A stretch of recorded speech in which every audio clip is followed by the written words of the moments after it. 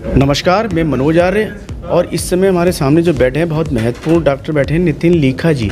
जी हाँ, नितिन लीखा जी कैंसर के स्पेशलिस्ट हैं और तमाम कई चीज़ें ऐसी कर चुके हैं कि कईयों को जीवन दान दे चुके हैं।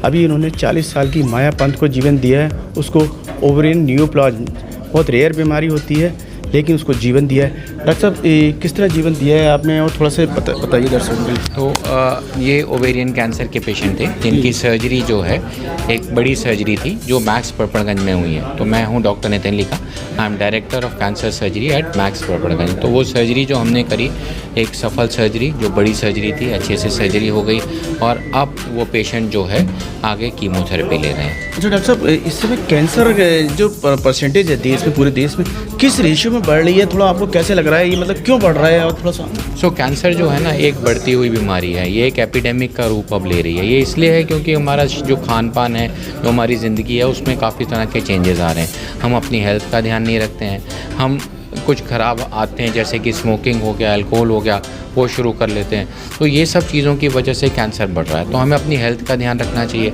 खान पान अच्छा रखना चाहिए, अपने आप को फिट रखना चाहिए। तो ये बहुत इंपॉर्टेंट है। एक दूसरा डॉक्टर साहब, ये जैसे आर्मी में जाते हैं लड़के, ट्रेनिंग को जाते हैं, तो एक गांठ सी होती है, मतलब जो फैट की गांठ कहलाती है, उसका इस कैंसर से लेना देना तो कुछ नहीं। तो ये फैट की गांठ जो आर्मी में मोस्ट कॉमनली मेरे पास आते हैं वो लाइपोमा होती है। लाइपोमा। तो ये लाइपोमा निकालना एक छोटी सर्जरी है और इसकी कोई कैंसर से लेना देना नहीं है। ठीक। और दूसरा सर, मैं ये कह रहा था कि इस समय जो सरकारों की ओर से योजनाएं चल रही हैं, एक ये आपकी योजना चल रही है आयुष्मान, तो दिल्ली में किस तरह का चल रहा है सर पैटर्न, क्योंकि हर कोई राजधानी है, देश की राजधानी तो दिल्ली भागता है, चाहे पहाड़ का हमारे कुमाऊं का, चाहे गढ़वाल का हो, उत्तराखंड में कहीं का हो, सीधे दिल्ली भागता है।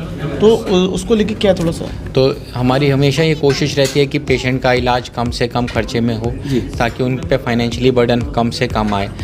अनफॉर्चुनेटली अभी आयुष्मान दिल्ली में आया नहीं है, अभी लागू नहीं हुआ, लेकिन अलग तरह की सुविधाएं हैं। मैक्स के ओपीडी हैं, फ्री ओपीडीज़ हैं। हम कोशिश करते हैं कि सस्ते से सस्ते में इलाज हो जाए, पेशेंट पे फाइनेंशियल बर्डन नहीं आए।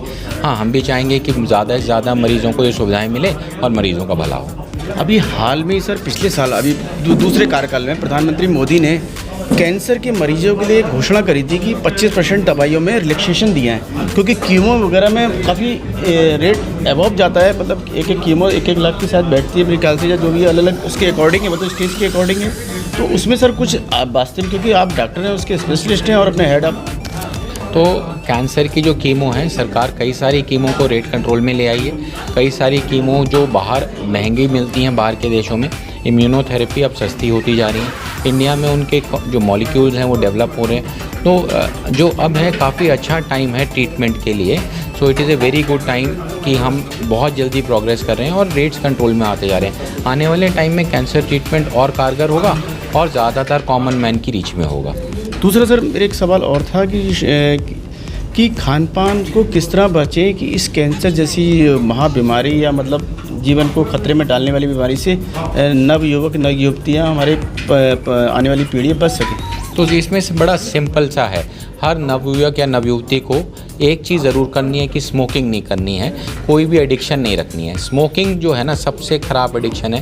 तंबाकू किसी भी फॉर्म में, चाहे वो खैनी, जर्दा या पान मसाला हो या स्मोकिंग हो, ये सबसे ख़राब चीज़ है कैंसर के लिए।